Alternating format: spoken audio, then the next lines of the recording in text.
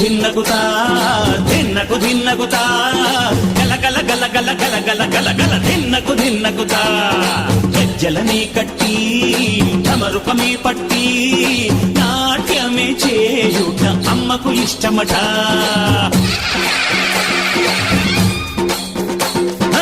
ఊరే ఊగేల ఇయ్యాలి హారతి,